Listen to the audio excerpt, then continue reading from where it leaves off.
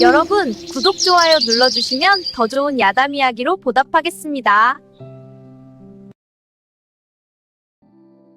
청월 달빛 야담 이야기 시작합니다. 한양 종로의 아침은 닭이 울기도 전에 시작되었죠. 짐꾼들이 지게를 지고 시전 거리로 몰려들었고 가마 행렬이 좁은 골목을 비집으며 행인들을 밀어냈습니다. 물장수의 목소리가 이른 새벽 공기를 갈랐고 어물전 쪽에서는 벌써부터 비린내가 흘러나왔죠.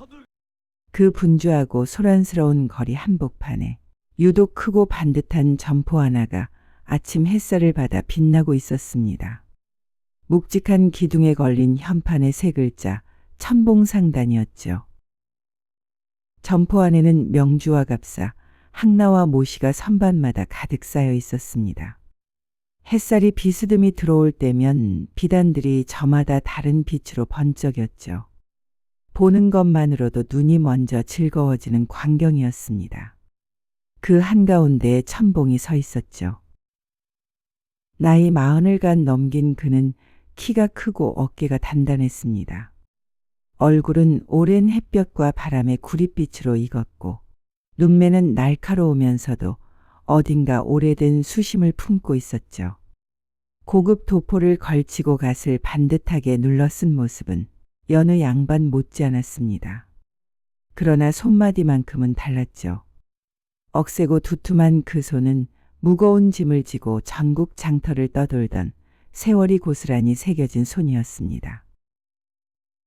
점원 하나가 허리를 굽히며 오늘 납품 일정을 보고했습니다. 천봉은 장부를 훑어보다 낮고 또렷하게 한마디를 내렸죠. 북촌 최 판서댁 감생명주 10필 내일 새벽전으로 들여놓고 포장 느슨하게 했다가 비라도 맞으면 상단 이름에 흠이 간다. 점원은 허리를 더 깊이 굽히고 물러났습니다. 천봉의 지시는 언제나 간결했죠. 그 한마디에는 20여 년의 경험과 신용이 담겨 있었고 상단 안에서 그 말은 곧 법이었습니다. 천봉상단이 한양에 이름을 올린 것은 15년 전의 일이었죠. 처음에는 종로 한 귀퉁이의 작은 포목전이었습니다. 문짝 하나 달린 좁은 가게에서 무명 몇 필로 시작했죠. 그러던 것이 해를 거듭하며 거래처가 늘었고 신용이 쌓였습니다. 평안도 의주의 만상들과 손을 잡아 연경 비단을 들여오기 시작하면서 상단의 규모가 눈에 띄게 커졌죠. 전라도 나주의 무명, 경상도 안동의 삼배까지 취급하면서 천봉상단은 한양 포목시전에서 빼놓을 수 없는 이름이 되었습니다. 그러나 이 화려한 번영의 뒤편에는 천봉 혼자만 아는 깊고 무거운 비밀이 있었죠. 그의 원래 이름은 그저 봉이었습니다. 경기도 광주 어느 양반댁의 노비로 태어나 호적이 아닌 노비 문서의 재산의 하나로 기록된 아이였죠. 어머니 갓난이 역시 그 댁의 부엌 노비였습니다. 모자는 날이 밝으면 아궁이에 불을 지피고 밤이 깊어야 겨우 허리를 펼 수 있었죠. 상전이 주는 밥 한 그릇, 상전이 허락하는 잠자리가 전부였습니다. 추운 겨울에는 헛간 구석에서 집더미를 끌어안고 잠들었죠. 봉이가 16 되던 해 겨울 상전댁에 불이 났습니다. 봉이는 그 혼란 속에서 노비 문서 꾸러미를 집어들고 불길 속에 던져 넣었죠. 그리고 어머니의 손을 잡고 어둠 속으로 달렸습니다. 뒤를 돌아보지 않았죠. 그 후로 20여 년 보부상패의 짐꾼으로 시작해 보찜 장수로 다시 한 칸짜리 포목전으로 그리하여 마침내 한양의 거상으로 올라선 것이었습니다. 굶는 날도 있었고 사기를 당해 미천을 날리는 날도 있었죠. 그럴 때마다 천봉은 어머니를 생각하며 자리를 털고 일어났습니다. 그러나 성공이 높아질수록 두려움도 깊어졌죠. 노비 출신이라는 사실이 세상에 드러나는 날 쌓아올린 모든 것이 한순간에 무너질 수 있었습니다. 양반들의 세계에서 노비 출신이 거상으로 행세한다는 것은 용납되지 않는 일이었죠. 그래서 천봉은 어머니 갓난할멈을 안 채 깊숙한 방에 모셔두고 바깥 출입을 극히 삼가게 했습니다. 어머니는 그것이 못마땅했지만 아들의 사정을 헤아리며 참았죠. 세월이 흐르면서 할멈의 눈이 점점 어두워졌습니다. 젊어서부터 쌓인 피로가 눈을 갉아먹은 것인지 어느 해부터 사물이 흐릿하게 보이더니 결국 시력을 완전히 잃고 말았죠. 그 뒤로 할멈은 더욱 조용해졌습니다. 창호지 문 너머로 들려오는 점원들의 발소리와 포목 접히는 소리를 들으며 하루를 보냈죠. 가끔 마른 기침이 이어졌지만 할멈은 별것 아니라는 듯 손사래를 쳤습니다. 천봉은 매일 아침 어머니께 문안 인사를 올리고 점포로 나왔습니다. 어떤 바쁜 날에도 그것만큼은 거르지 않았죠. 그날도 마찬가지였습니다. 어머니 방 앞에 잠시 발을 멈추고 창호지 문 사이로 안을 들여다보았죠. 양지 쪽을 향해 고개를 돌린 채 조는 어머니의 옆모습이 보였습니다. 주름이 깊게 팬 얼굴 위로 아침 햇살이 고요하게 내려앉아 있었죠. 천봉은 소리 없이 문을 닫고 돌아섰습니다. 모간 쪽이 뜨거워졌지만 그것을 삼키고 점포로 향했죠. 그 무렵 종로 일대에서 천봉상단을 향한 시선이 달라지고 있었습니다. 오랫동안 포목 시전을 주름잡아온 김대감 측 상단이 심상치 않게 움직이기 시작했죠. 천봉상단이 등장한 이후 거래처를 하나씩 빼앗긴 김대감은 오래 속을 끓였습니다. 저자 안에서는 천봉의 성공 뒤에 반드시 무언가 비밀이 있을 것이라는 수군거림이 돌았죠.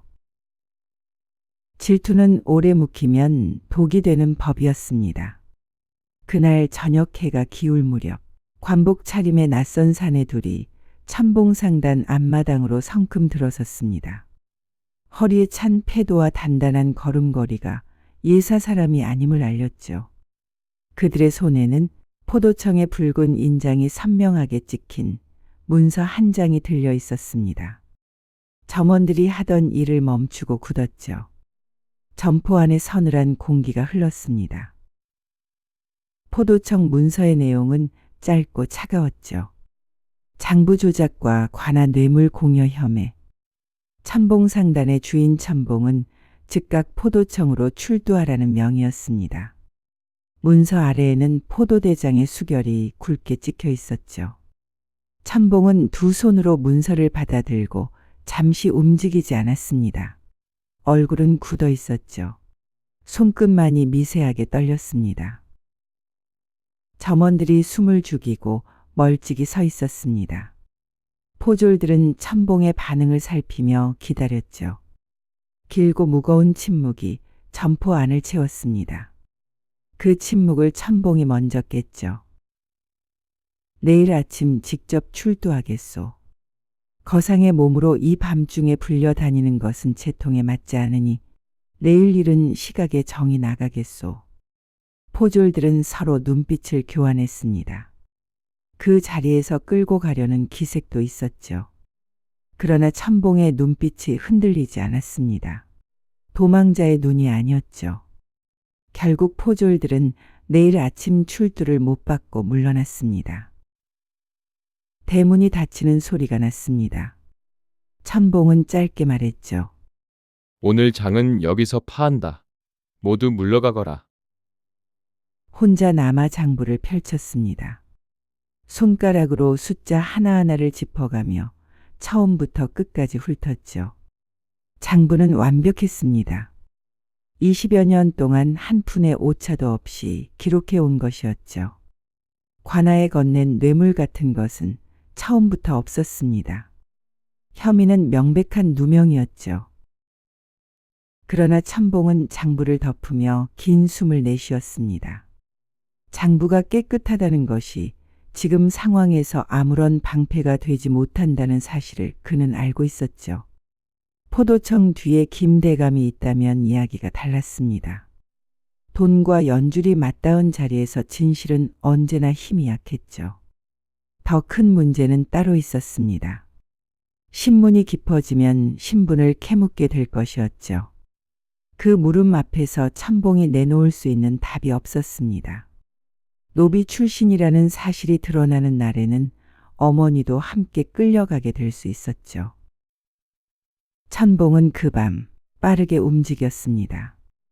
신뢰하는 점원 하나를 불러 중요한 거래 장부를 따로 챙기게 했죠.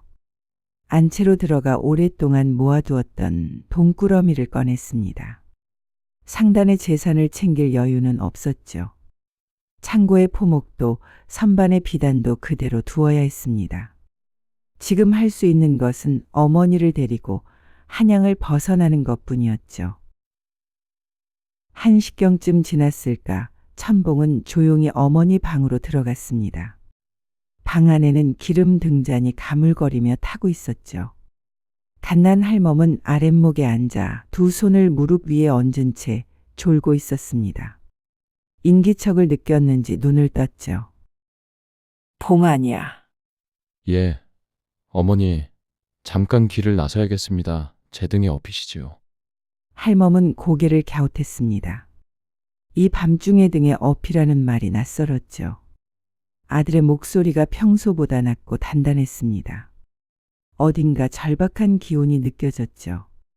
살아온 세월이 긴 사람은 말 속에 감춰진 것을 압니다. 할멈은 더 캐묻지 않았죠. 알았다. 업혀주마. 천봉은 어머니를 등에 업고 천천히 일어섰습니다. 두꺼운 솜저고리를 입고 계셨는데도 몸이 솜처럼 가벼웠죠. 어머니의 마른 다리를 두 손으로 받쳐들며 이를 악물었습니다. 이 가벼움이 기쁜 것이 아니었죠. 평생을 고생만 하신 분이 이토록 작아져 있다는 사실이 가슴을 후볐습니다. 뒷문을 열고 나서자 밤바람이 차갑게 불었습니다. 천봉은 어머니를 두꺼운 포대기로 단단히 감싸고 어둠 속으로 첫 발을 내딛었죠. 큰 길은 피했습니다. 포졸들이 지킬 것이 분명했죠. 좁은 샛길을 택해 담장을 끼고 걸었습니다. 개울을 건너고 논두렁을 따라 걸으며 발소리를 낮추었죠. 등 위에 어머니가 느끼지 못하도록 걸음을 고르게 유지했습니다. 할멈은 아들의 등 위에서 오랜만에 바깥 공기를 마음껏 마셨죠. 안채 깊숙한 방에서 창호지 문만 바라보며 지내던 나날과는 달랐습니다. 바람에서 냄새가 났죠. 흙냄새, 풀냄새, 어딘가에서 타는 나무 냄새. 눈이 보이지 않는 대신 코와 귀가 더 예민해진 할멈은 그것들을 하나씩 맡으며 밤길을 느꼈습니다. 성문을 빠져나왔습니다. 뒤를 돌아보니 포도청 쪽에서 횃불이 흔들리고 있었죠. 천봉은 시선을 거두고 앞만 바라보았습니다. 다리가 아팠습니다. 어깨가 당겼죠. 그러나 등 위에 어머니가 어느새 고른 숨을 내쉬며 잠든 것을 느끼자 발을 멈출 수가 없었습니다. 한양의 불빛이 점점 뒤로 물러났죠. 하늘에 별이 가득했습니다. 천봉은 별을 보지 않았죠. 발 아래 길만 보며 걸었습니다. 그것만이 지금 할 수 있는 전부였죠. 이튿날 새벽 두 사람은 경기도 끝자락의 험한 고갯길에 올라서 있었습니다. 밤을 꼬박 새워 걸었죠. 천봉의 발은 이미 감각이 무뎠고 어깨는 돌처럼 굳어 있었습니다. 무릎이 떨렸죠. 그러나 멈출 수 없었습니다. 역참 근처는 포졸들이 지키고 있을 것이고 큰 길 주막은 더욱 눈에 띄었죠. 산길이 가장 안전했습니다. 가파른 돌길이 끝없이 이어졌고 새벽 안개가 무릎까지 차올랐죠. 소나무 숲 사이로 이른 새들의 울음이 들렸습니다. 할멈은 아들의 등에서 조용히 흔들리며 주변을 느꼈죠. 보이지 않는 눈 대신 귀와 코가 세상을 읽었습니다. 솔바람 소리, 이슬 맺힌 풀 냄새, 발 아래 흙의 감촉. 어딘가 낯이 익은 냄새였죠. 오래전 기억이 희미하게 떠올랐습니다. 봉아, 이 솔 냄새가 낯이 있구나. 천봉은 아무 말도 하지 않았습니다. 숨이 가빠 대답하기도 버거웠죠. 봉아, 내가 어릴 적에 말이다. 내 나이 4-5살이었을 게야. 그때 내가 열이 몹시 높았지. 밤새 펄펄 끓었어. 내가 상전 마님께 약값을 청했더니 뭐라 하셨는지 아느냐? 노비 자식 약값은 낼 수 없다 그러셨어. 천봉의 등이 굳었습니다. 발걸음이 잠시 흔들렸죠. 그날 밤에 내가 상전대 은수저 하나를 품에 품고 몰래 나왔다. 산 하나를 넘어서 의원을 찾아갔지. 이런 길이었어. 소나무 냄새가 이렇게 났지. 할멈의 목소리는 담담했습니다. 오래전에 다 삭힌 이야기처럼 감정에 기복이 없었죠.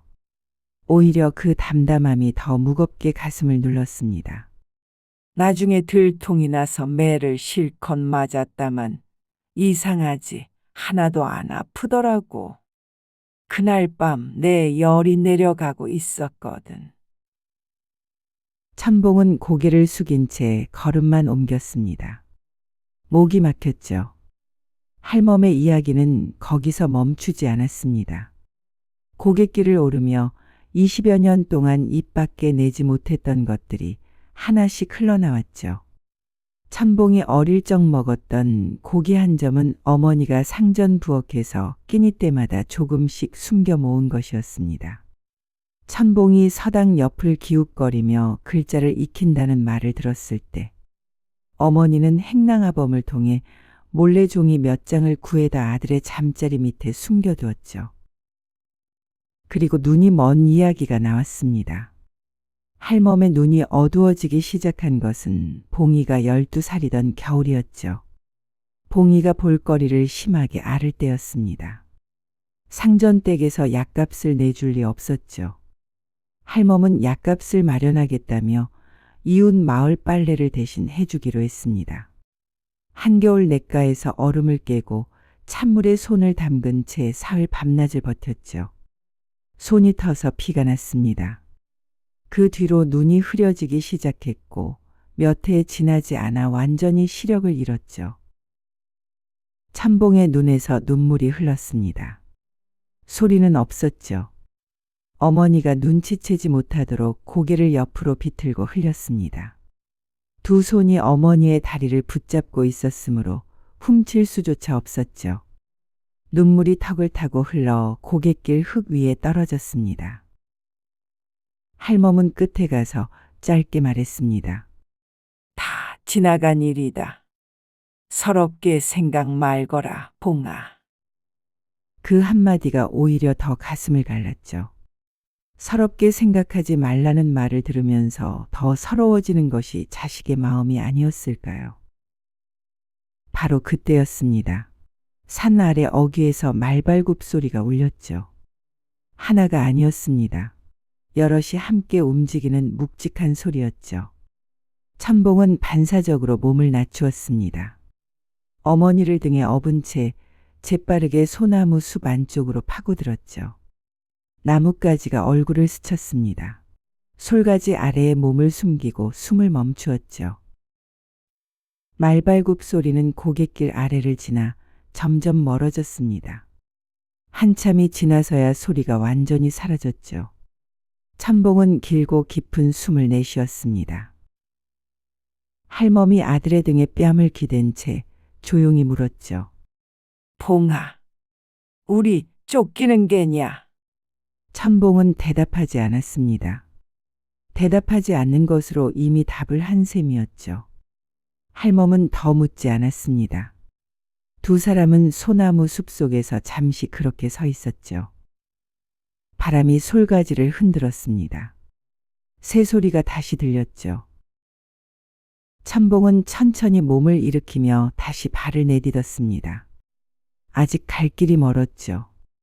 그러나 고갯길 위에서 들은 어머니의 이야기들이 가슴속에서 오래도록 떠나지 않았습니다. 평생 무거운 짐을 지고 살아온 것은 어머니였는데 지금 등에 업힌 몸이 이토록 가볍다는 것이 내내 마음에 걸렸죠. 어쩌면 어머니는 평생 자신의 무게를 아들 모르게 홀로 버텨온 것이 아니었을까요? 고개를 넘고 넓은 들판을 지나자 마침내 바다 냄새가 났습니다. 짠 바람이 먼저 얼굴을 때렸고 갯벌 특유의 비릿한 냄새가 그 뒤를 따라왔죠. 서쪽 갯마을이었습니다. 바닷가를 따라 초가집 몇 채가 옹기종기 모여 있었고 갯벌에는 낮게 들이온 해무가 깔려 있었죠. 포도청의 손이 쉬이 닿지 않는 작고 조용한 어촌이었습니다. 참봉은 마을 어귀의 허름한 헛간 하나를 주인 노파에게 구걸하다시피 빌렸죠. 노파는 말이 없는 사람이었습니다. 눈빛으로 두 사람의 사정을 한번 훑어보더니 아무것도 묻지 않고 집더미 한 다발을 안으로 들여주었죠. 참봉은 허리를 깊이 굽혀 인사했습니다. 헛간 안은 낡고 좁았죠. 집 냄새와 흙 냄새가 뒤섞였고 틈새로 바닷바람이 비집고 들어왔습니다. 그러나 비바람을 막을 지붕이 있었고 눈을 피할 내벽이 있었죠. 그것으로 충분했습니다.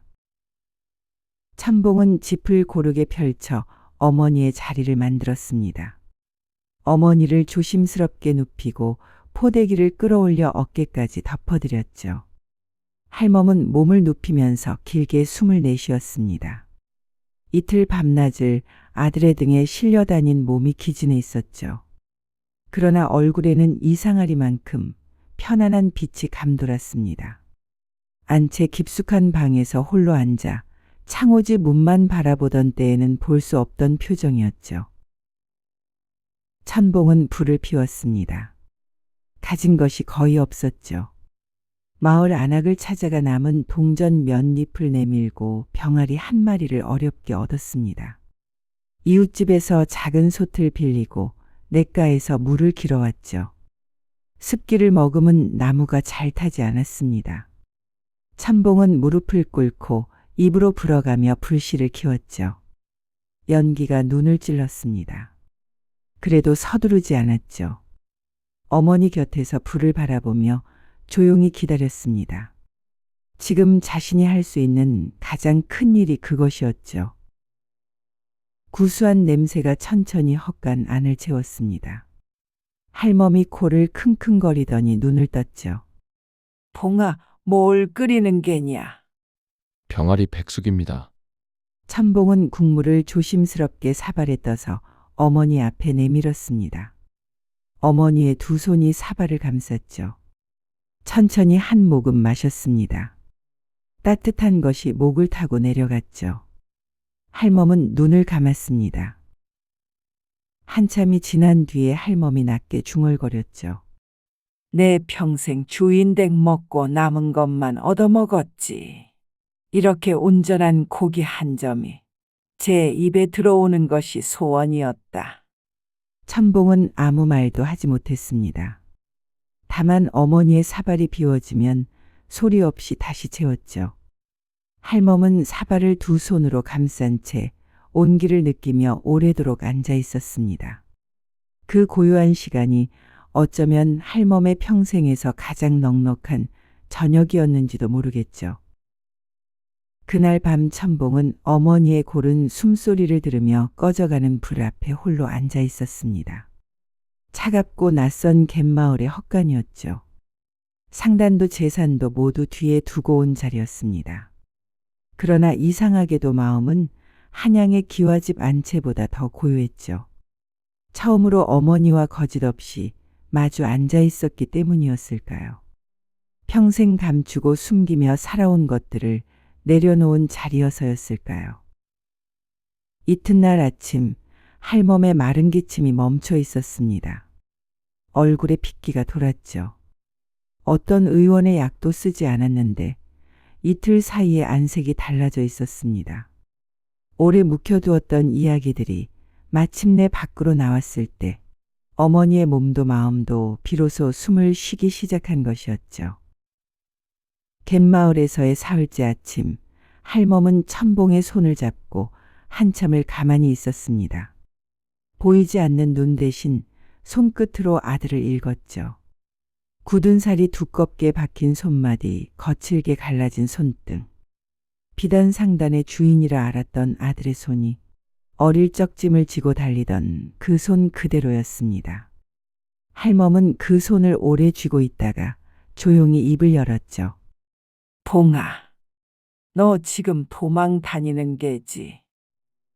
천봉은 굳었습니다. 그리고 부정하지 않았죠. 죄송합니다, 어머니. 죄송할 거 없다. 내 장부가 깨끗하니야. 깨끗합니다. 그럼 됐다. 할멈은 짧게 말하고 잠시 침묵했습니다. 갯바람이 헛간 틈새로 비집고 들어왔죠. 먼 곳에서 갈매기 우는 소리가 들렸습니다. 할멈은 그 소리를 들으며 천천히 다시 입을 열었죠. 봉아, 들어라. 정직하게 번 것은 불에 타지 않는다. 빼앗겨도 없어지지 않는 법이야. 이 어미가 평생 남의 집 노비로 살면서 배운 것이 딱 한 가지인데 그게 그것이지. 구차하게 숨어 다니지 말고 내가 옳으면 옳다고 서거라. 천봉은 어머니의 손을 꼭 쥐었습니다. 손이 떨렸죠. 뜨거운 것이 눈 뒤에서 밀려왔습니다. 이번에는 참지 않았죠. 어머니, 저 한양으로 돌아가겠습니다. 포도청에 직접 가서 장부를 내놓겠습니다. 도망자가 아닌 거상으로서 당당히 서겠습니다.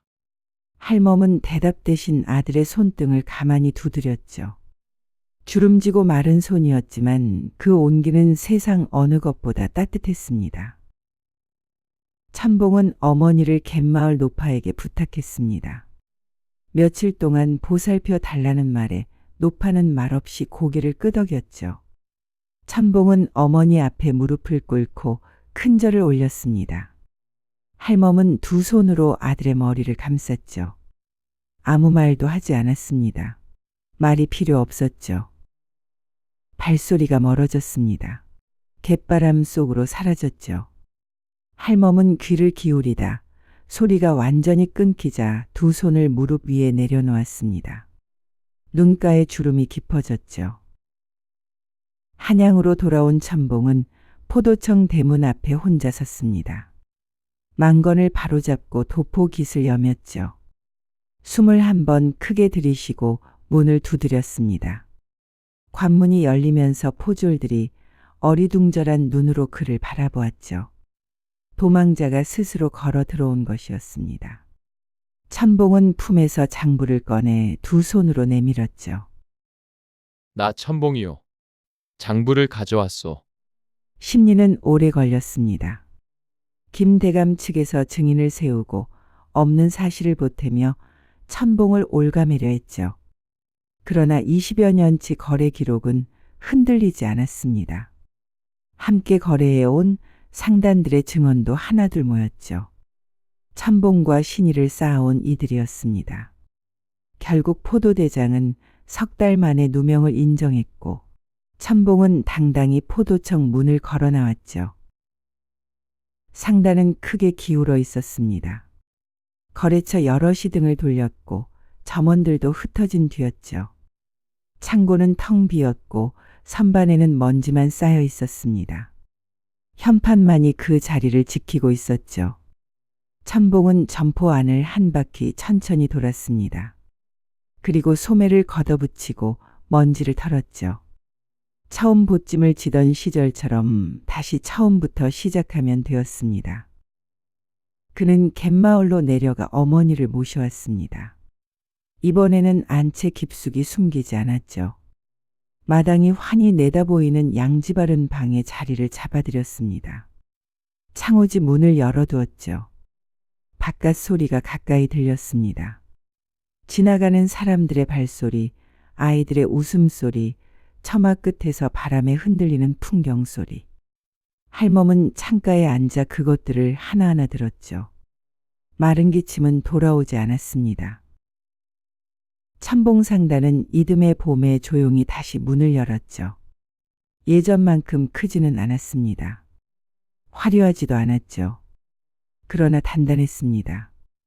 거래처를 하나씩 다시 찾아가 인사를 올리고 작은 거래부터 다시 시작했죠. 천봉의 이름 앞에는 이제 한결같이 같은 말이 붙었습니다. 신에 있는 사람이라는 말이었죠. 어떤 화려한 현판보다 값진 것이었습니다. 어머니의 방에는 오늘도 볕이 들었죠. 할멈은 눈을 감고 창가에 앉아 바깥 소리를 들었습니다.